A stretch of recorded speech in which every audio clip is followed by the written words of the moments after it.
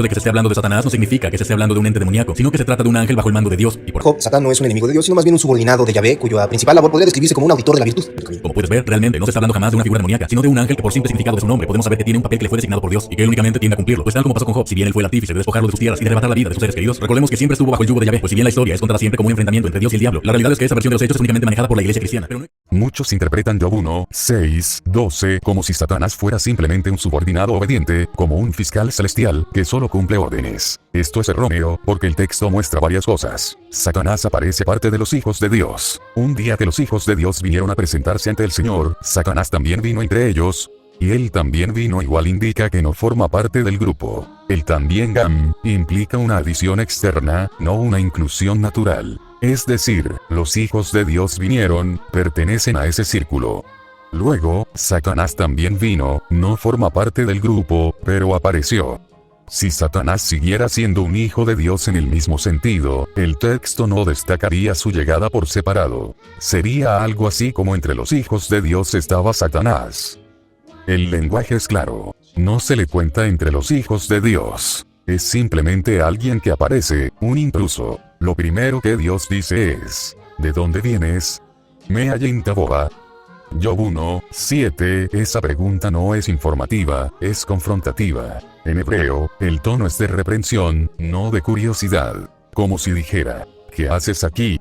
¿No perteneces a este lugar? Satanás responde: de rodear, shut, la tierra y pasear, alak. Por ella estos dos verbos son los mismos que se usan para indicar posesión o inspección en la literatura semita antigua. Cuando Abraham camina por la tierra en Génesis 13, 17, es porque Dios le ha dado dominio sobre ella. Cuando Satanás dice que camina y rodea, está reclamando autoridad territorial.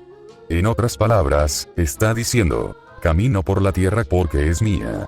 Es mi dominio ahora. Entonces, el diálogo se convierte casi en un debate judicial sobre quién tiene derecho a la tierra. Satanás, el acusador, quiere probar que la humanidad es corrupta, que ningún hombre es fiel a Dios por amor, y, por lo tanto, él, Satanás, es el verdadero señor de este mundo. Dios responde mostrando a Job como prueba viva de que todavía hay fidelidad, de que la imagen divina no ha sido completamente corrompida. ¿Has observado a mi siervo Job? Hombre íntegro, recto, temeroso de Dios y apartado del mal, es un acto de reivindicación divina. Puedes andar por la tierra, pero todavía hay hombres que me pertenecen, así que este diálogo está lejos de ser solo un ángel cumpliendo su papel. Es Satanás confrontando a Dios, sin formar parte de los hijos de Dios.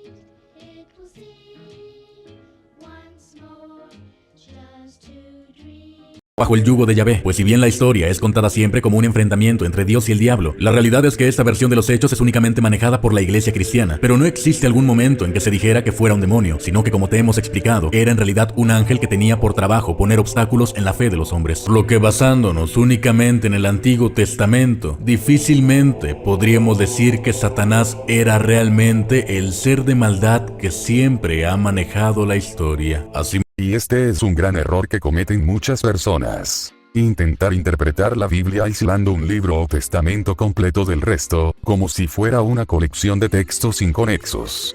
Pero la propia estructura de la Biblia demuestra lo contrario. Es una narrativa continua, con el mismo conflicto desde el Edén hasta el Apocalipsis. El conflicto entre el bien, Dios y su reino, y el mal, Satanás y la rebelión espiritual. El Nuevo Testamento expone claramente esta batalla. Desde el comienzo del ministerio de Jesús, el conflicto es central. Mateo 4, 1, 11. Jesús se enfrenta a Satanás en el desierto. Lucas 10, 18. Vi a Satanás caer del cielo como un rayo. Juan 8, 44. Es mentiroso y padre de la mentira. 1 Juan 3, 8. Para esto apareció el Hijo de Dios, para deshacer las obras del diablo. Efesios 6, 12. Nuestra lucha no es contra sangre y carne, sino contra principados y potestades. Apocalipsis 12. Describe la guerra celestial que culminó con la derrota de Satanás. En otras palabras, todo el Nuevo Testamento se estructura en torno al conflicto entre dos reinos: el reino de Dios y el reino de las tinieblas. La idea del bien contra el mal no proviene de la Iglesia, sino de la Biblia misma. El papel de la iglesia primitiva fue simplemente organizar la teología en torno a lo que el texto ya decía. No fue una invención posterior, sino una comprensión natural de la revelación progresiva. Jesús mismo habla de dos señores, dos puertas, dos reinos, dos simientes. Todo gira en torno a esta dicotomía espiritual. Cuando alguien intenta interpretar, por ejemplo, Génesis o Job sin considerar el resto de las escrituras, comete un error hermenéutico fundamental. La Biblia interpreta a la Biblia misma. En otras palabras, se necesita el todo para comprender la parte. El Apocalipsis aclara el Génesis. El Evangelio cumple las profecías. Las cartas apostólicas explican el propósito del Antiguo Testamento. Así que no se trata de ver esto o aquello. Es necesario leer las escrituras en su conjunto. Tal vez Satanás no era el enemigo del pueblo. En mi caso o en mi experiencia puede verse de manera más clara en las creencias de una secta gnóstica llamada los Ofitas. De acuerdo con la doctrina ortodoxa de la religión católica, Aquí es donde surge el principal problema del video.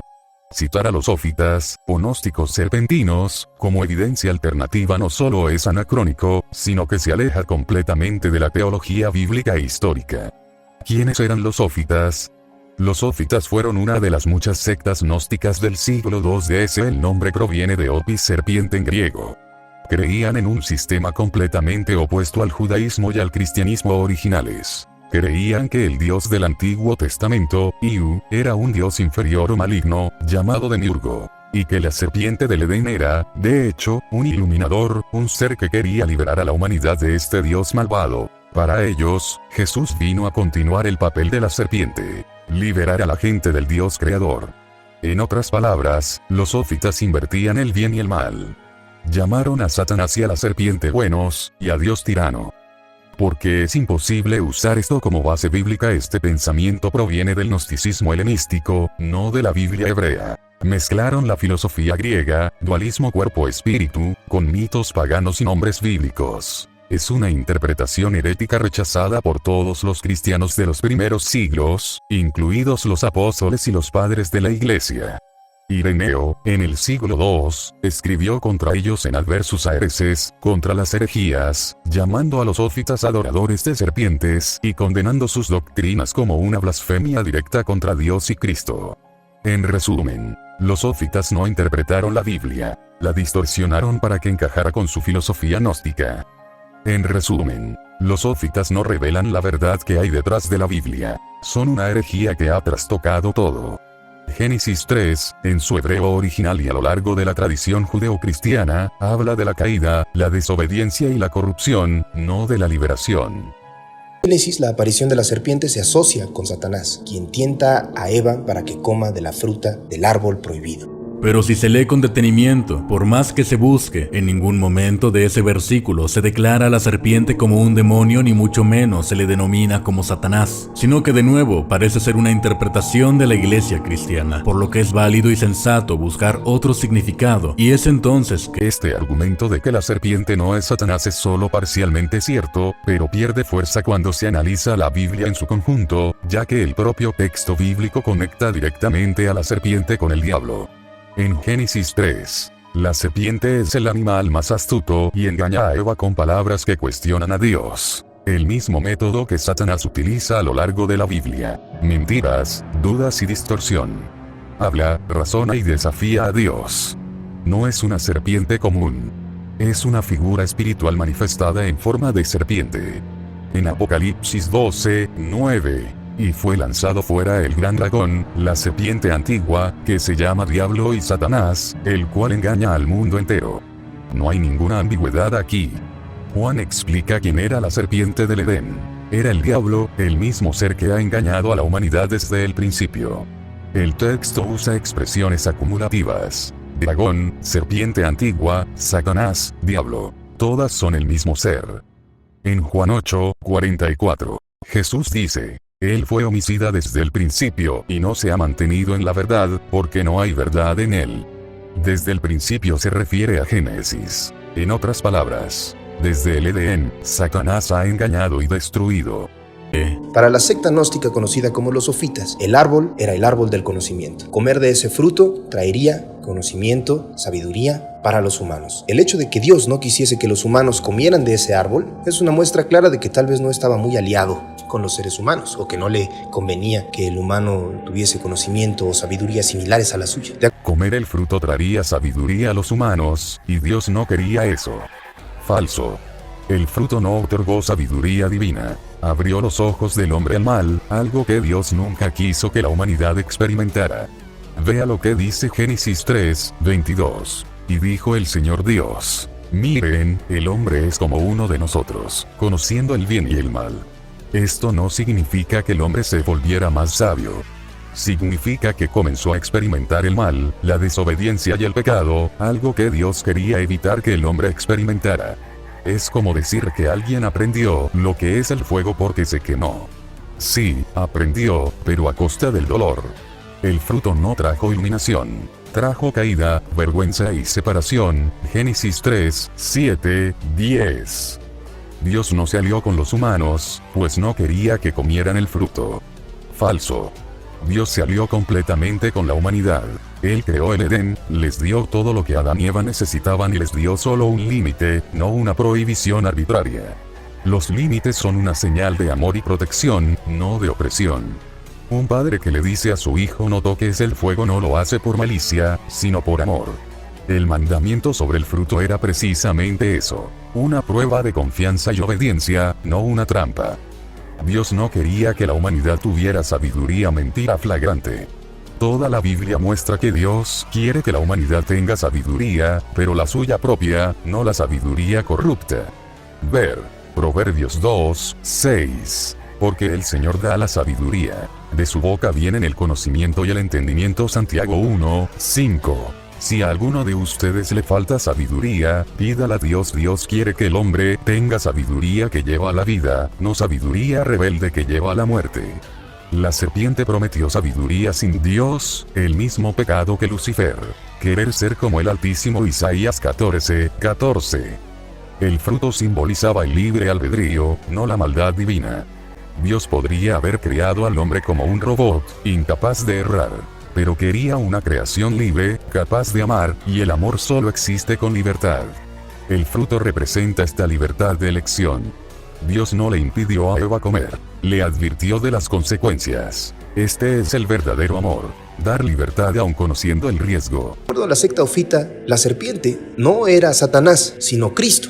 Cristo que venía a decirle a Adán y a Eva que comieran del fruto del conocimiento para que pudieran zafarse del control de la deidad maligna que los había creado. Y esta idea de que la serpiente era Cristo liberando al hombre es completamente antibíblica, contradictoria y blasfema. Recordemos lo que dice Juan 1:1-3. En el principio era el Verbo, y el Verbo estaba con Dios, y el Verbo era Dios. Todas las cosas por medio de él fueron hechas, y sin él nada de lo que ha sido hecho, fue hecho. El Verbo, Jesús, es la palabra viviente de Dios, creador de todo, incluyendo el Edén mismo y la humanidad. Por lo tanto, sería absurdo decir que Jesús, siendo Dios mismo, se opuso a Dios para liberar a Adán y Eva de su creador.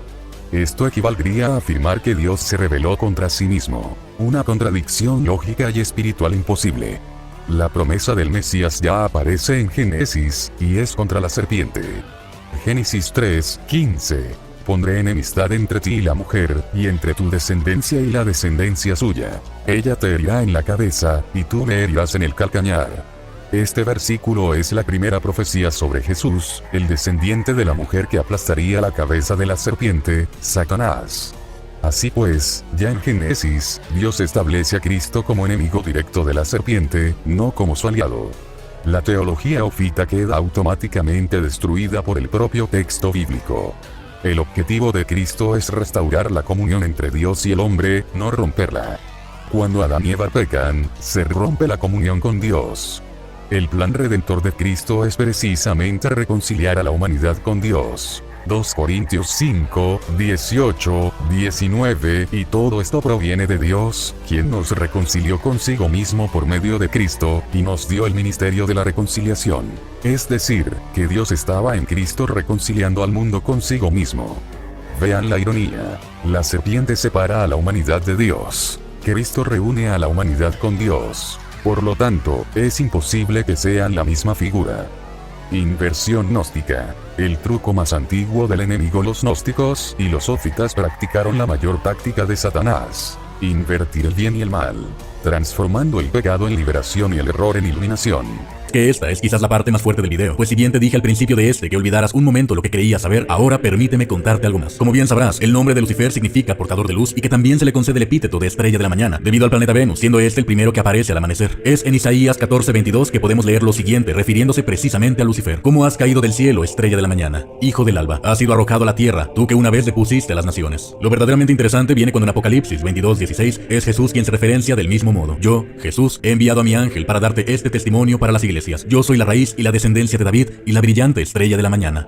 En la antigüedad, lucero del alba es igual a Venus, símbolo de brillo, gloria, posición elevada. Varios personajes pueden compararse con la misma imagen simbólica. Esto no significa que sean la misma persona.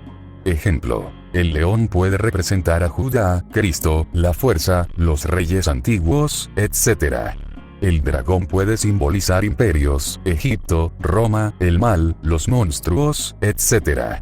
La Biblia recicla imágenes simbólicas con diferentes significados según el contexto. A Jesús se le llama la estrella de la mañana en un sentido positivo. En Apocalipsis 22:16, Jesús se identifica como la brillante estrella de la mañana. Esto significa luz, guía, renovación, esperanza, comienzo de un nuevo día. Es un símbolo positivo y redentor. La estrella de la mañana de Isaías tiene un significado negativo e irónico. El rey de Babilonia se proclama a sí mismo la estrella de la mañana, por orgullo, por vanidad, por el deseo de elevarse por encima de todos, e Isaías ridiculiza esta arrogancia. Una es la autoexaltación humana ridiculizada por el profeta. La otra es una descripción mesiánica dada por Dios mismo. No tiene nada que ver. Si recuerdas que te he mencionado que en ningún momento se dice que la serpiente fuera un demonio, sino que de acuerdo con los sofitas podría tratarse del mismo Cristo. Es en Mateo 10:16 que Cristo dice: los envió como ovejas en medio de lobos, por tanto, sean astutos como serpientes y sencillos como palomas. Esto se vuelve curioso si recuerdas que fue la serpiente quien los llevó al conocimiento, y todo comienza a tener cada vez más sentido. En Mateo 10:16, Jesús no alaba a las serpientes, usa un proverbio. El texto es: sed astutos como serpientes e inocentes como palomas. Esto no es teología. Es un proverbio judío común de esa época sobre la prudencia y la astucia. Ser astutos como serpientes no tiene nada que ver con la adoración de serpientes, ni con Génesis 3, y mucho menos con la filosofía ofita. Simplemente Jesús dice: sed cautelosos, serpiente, pero mantened la bondad y la pureza, paloma. Es una doble metáfora. La Biblia usa animales como diferentes símbolos constantemente. El mismo animal puede tener diferentes significados según el contexto. León. Jesús como el león de la tribu de Judá. Satanás como un león rugiente para destruir. Serpiente. Símbolo de astucia, símbolo de veneno, símbolo de sanación. Números 21. Serpiente de bronce, símbolo del mal. Génesis 3. En otras palabras, el mismo animal no representa la misma identidad. Quienes intentan unificarlo todo demuestran desconocimiento de la Biblia. Si Jesús hubiera defendido la serpiente como símbolo de liberación, no la habría llamado generación de víboras. Mateo 12:34. Mateo 23:33. En otras palabras, serpientes como símbolo negativo, usadas para referirse a hipócritas religiosos. Jesús no alaba a las serpientes como seres espirituales. Utiliza comportamientos simbólicos, positivos o negativos. El uso que hace Jesús de la expresión astutas como serpientes en Mateo no tiene relación con el Génesis. Es un proverbio de esa época. Los mismos animales se utilizan como metáforas distintas a lo largo de la Biblia. El ofitismo surge 200 años después e intenta forzar conexiones inexistentes. A pensar en los últimos versículos que leí y la interpretación de los sofitas, y quiero que tú me digas qué es lo que piensas al respecto de la coincidencia entre Jesucristo y Lucifer. ¿Eran acaso la misma entidad? Todo en este video fue solo una interpretación de distintos hechos, por lo que podemos aún preguntarnos. Para ser honesto, este video carece por completo de estudio teológico y utiliza una filosofía totalmente antibíblica. No hay nada que reflexionar ni considerar en su filosofía. Fue la manera que tuvo Saul de intentar hacer un video, porque si hubiera usado la Biblia verdadera, no habría debate. Satanás es un villano, sí o sí. El ofitismo no tiene fundamento bíblico. Niegan por completo la teología judeocristiana, reinterpretan el Génesis de forma mística y simbólica, crean cosmologías inventadas con docenas de seres espirituales y llaman tirano al Dios del Antiguo Testamento. Esto es herejía gnóstica tardía, no la Biblia. El nombre Lucifer no existe en la Biblia, punto. El nombre Lucifer no aparece en hebreo, no aparece en griego, no es un nombre propio. Era simplemente Venus, lucero del alba, en latín, usado por Jerónimo en la Vulgata porque significaba portador de luz. En Isaías 14:12, el texto original dice: El Ben Shachar, estrella brillante, hijo de la aurora, y habla específicamente del rey de Babilonia. Que Jesús use el término estrella de la mañana no lo relaciona con Isaías 14. Porque, en Isaías se trata de ironía contra un rey arrogante. En Apocalipsis se trata de gloria y autoridad mesiánica. La misma imagen, significados completamente opuestos. Vamos a aún preguntarnos: ¿es Satanás en realidad el enemigo de la humanidad? Creo que todo depende, pues, de la óptica con la cual se vea. Jesús no llama a Satanás el padre de la mentira, Juan 8:44. No se le describe como un homicida desde el principio. No es la serpiente antigua que engaña al mundo entero, Apocalipsis 12:9. No es el acusador de los hermanos. No es el príncipe de este mundo, Juan 12:31. No es el tentador del desierto. No es quien llevó a la humanidad al pecado en Génesis 3. No se le describe como el enemigo final derrotado por Cristo en Apocalipsis 20. Claro, todo es una coincidencia. El problema de Saul era querer usar una filosofía que la Biblia misma refuta, y aún así pretender tener profundidad o revelar una verdad oculta. Pero no, como hemos visto, cualquiera con un conocimiento básico de teología bíblica sabe cómo refutar a los ófitas.